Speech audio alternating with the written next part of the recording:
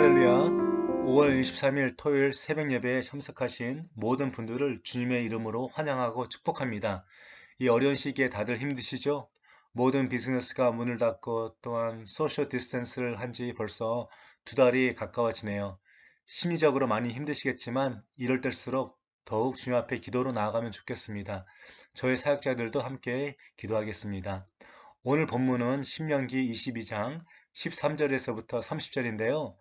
오늘 읽을 말씀은 13절에서부터 21절까지만 다 같이 읽으시겠습니다. 다 같이 한번 읽어볼까요? 13절.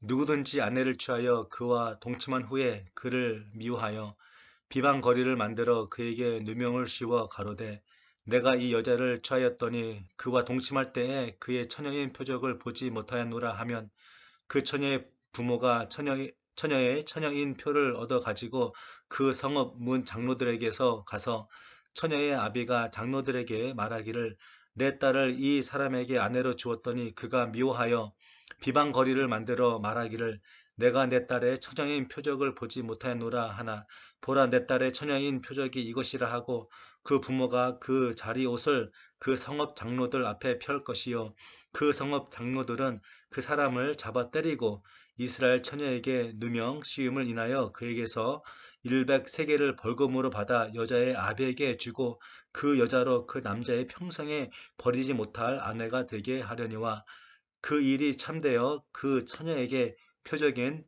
처녀인 표적이 없거든 처녀를 그 아비 집 문에서 끌어내고 그 성읍 사람들에게 그를 돌로 쳐 죽일지니 이는 그가 그 아비 집에서 창기의 행동을 하여 이스라엘 중에서 악을 행하였음이라. 너는 이와 같이 하여 너희 중에 악을 제할지니라. 아멘.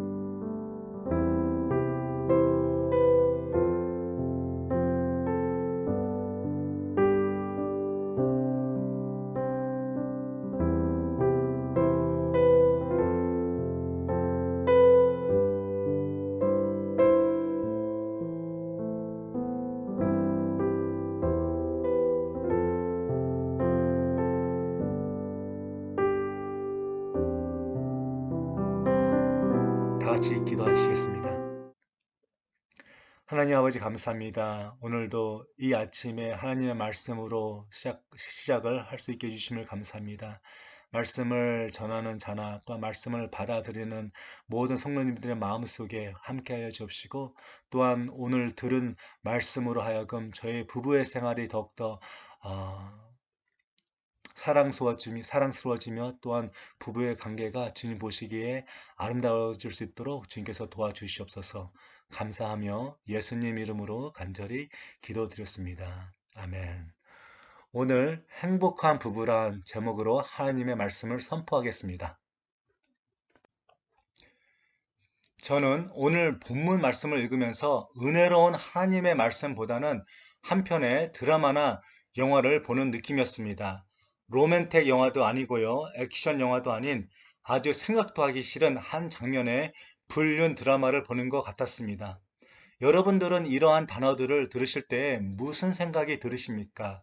가늠하다, 바람을 피우다, 처녀의 표적, 이혼, 통간함, 아내를 욕보임.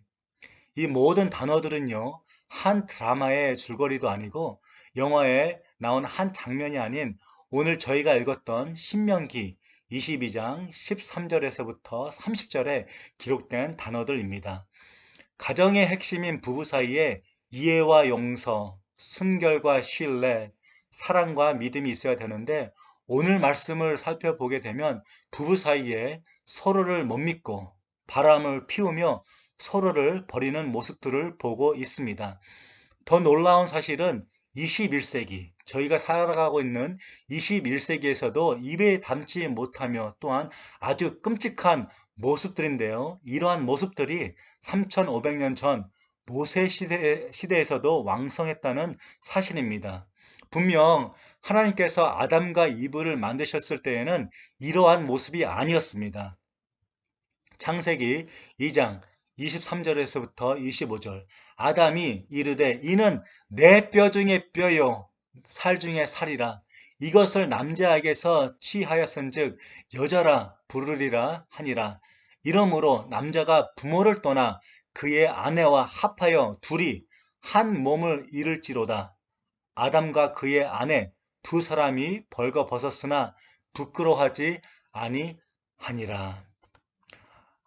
아담이 이브를 보았을 때 그녀가 너무 아름다웠고요. 사랑스러웠으며 또한 놀라며 감탄을 하고 있습니다. 그리고 그는 선포합니다. 내 뼈 중에 뼈요 살 중에 살이라. 다시 말해서 아담은 이브를 보고 내 목숨을 다해 그녀를 사랑한다고 선포하고 있습니다. 더 나아가 남자와 여자, 더 이상 두 사람이 아닌 한 몸, 즉 한 사람처럼 되었다고 성경은 기록하고 있습니다. 그리고요, 서로 벌거벗었으나 부끄러워하지 않았다고 하고 있습니다. 그런데 오늘 말씀에 비추게 되면 내 뼈 중에 뼈요, 살 중에 살이 아닌 서로를 못 믿고 저주하고 남편은 부인에게 처녀가 아니다. 그리고 부인은 남편에게 강간을 당했다라고 얘기하고 있습니다. 그리고 결혼을 했지만 외도를 합니다. 23절 다른 남자와 다른 여자와 통간을 하고 있습니다. 그리고 서로가 서로에게 부끄러운 일들을 행하고 있습니다. 여러분들은 이러한 모습들을 보실 때에 누구의 문제라고 생각하십니까? 이혼, 이혼을 하게 되는 많은 이유들 중에 통계에 따르면 90%는 성격 차이, 가치관 차이, 대화가 안 됨, 애정이 없음, 책임감이 없음이라고 얘기하고 있습니다. 여러분들에게 두 가지 질문을 하겠습니다. 첫 질문입니다. 혹시 여러분들도 살아가시면서 한 번이라도 이혼을 생각하시는 분들이 계신지요? 그냥 생각뿐이라고 질문했습니다. 두 번째 질문입니다. 그런 생각을 하셨을 때 정말 원인들이 성격 차이나 가치관 차이, 대화가 안 돼서 애정이 없어서라고 생각하십니까? 생각은 자유시겠지만 성경은 그렇지 않다고 기록하고 있습니다. 그런 부부 사이에 왜 사랑이 식으며 신뢰가 산산조각이 나며 서로가 서로를 저주하게 되었을까요? 성경 말씀은 이렇게 선포하고 있습니다. 먼저 행복한 부부는 하나님을 함께 섬기는 부부입니다. 부부 생활에서 세 개의 유형이 있다고 합니다. 먼저 금실이 좋은 부부, 참고 사랑하는 부부, 그리고 깨어진 부부입니다. 여러분들의 부부 생활은 어떠합니까? 하나님의 창조 사역 중에서 가장 먼저 만들어진 관계는 결혼입니다. 이 말씀은 다시 말해서 하나님이 친히 남자와 여자를 짝지어 주셨으며 관계를 형성시켜 주셨으며 친히 살아계신 하나님께서 직접 주례까지 맡아주시며 축복의 말씀까지 해 주셨습니다. 그러기에 하나님이 없는 관계는 진실성이 없으며 특히 부부 관계에 있어서 그 결혼 생활은 행복하고 즐거울 수가 없는 것이지요. 아까 전에 말씀드렸듯이 이혼을 하게 되는 많은 이유들 중 사람들은 성격 차이 때문에요. 가치관 차이 때문에요. 대화가 안 돼요. 애정이 없어요. 책임감이 없어요. 라고 얘기하고 있습니다. 여러분, 가만히 생각을 해보게 되면 이 세상엔 성격이 아주 똑같은 사람이 어디 있겠습니까? 똑같은 가치관, 똑같은 이해심, 똑같은 책임감, 쌍둥이들도 성격과 가치관이 다를 수 있는데요. 생일도 다르고, 다른 환경과 가정에서 자라났으며 다른 관심과 목적을 가지고 살아왔던 사람들입니다. 당연히 이 모든 것이 다를 수밖에 없다는 얘기입니다. 그러기에 서로 달라야 하는 것이 정상입니다. 그럼 진짜 이혼하는 문제는 어디에 있을까요? 여러분, 부부 생활이 불행하고 또한 이혼하게 되는 것은 많은 문제들이 있겠지만 그 중에 남자와 여자를 한 몸으로 만드신 하나님이 없기 때문입니다. 저도 오랫동안 젊은 친구들을 섬겼기에 아주 가끔 주례를 섬기고 있습니다. 그리고 앞으로 새상 프리어포멘트를 받은 상태입니다. 저는 항상 말씀을 전할 때 이러한 얘기를 합니다. Jesus is a crazy glue. 즉, 사람이기에 다투고 미워할 때가 있습니다. 살면서요, 어느 쪽 한 사람 중 사랑과 관심이 식어질 수 있다는 얘기입니다.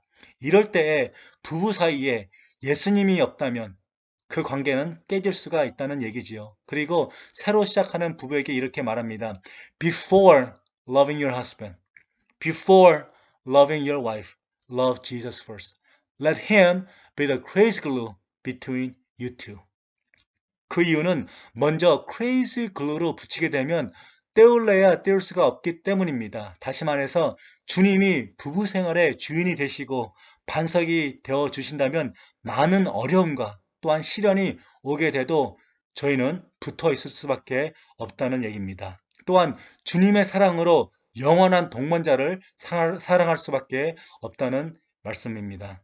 한빛 성도 여러분, 여러분들의 지금 관계는 어떠합니까? 금실이 좋은 부부입니까? 아니면 그냥 못 이겨서 참고 살아가는 부부입니까?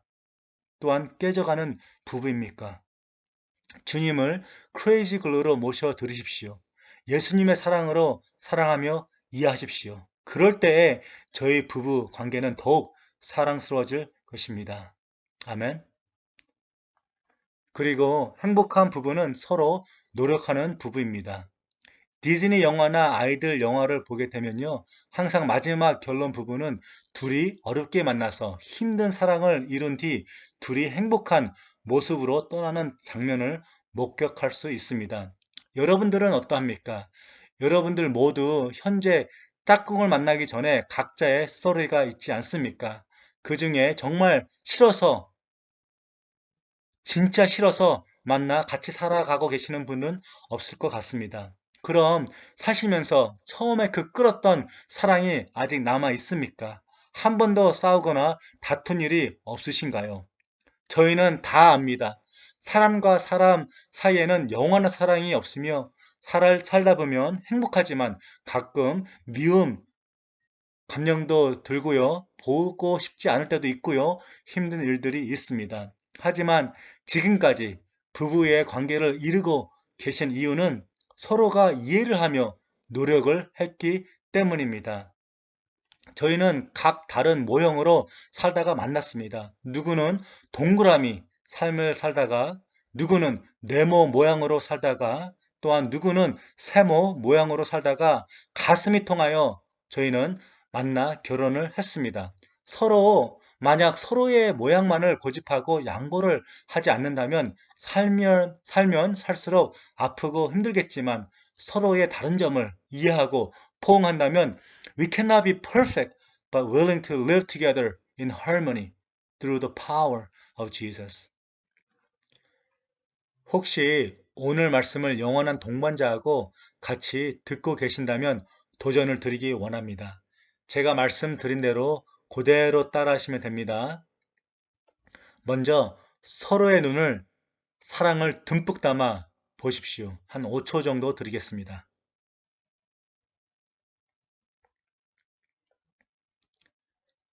한 5초가 5시간 정도 된 것 같죠?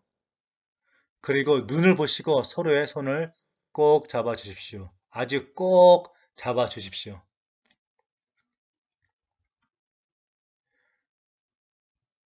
마지막으로 고마운 목소리로 이렇게 말씀해 주십시오.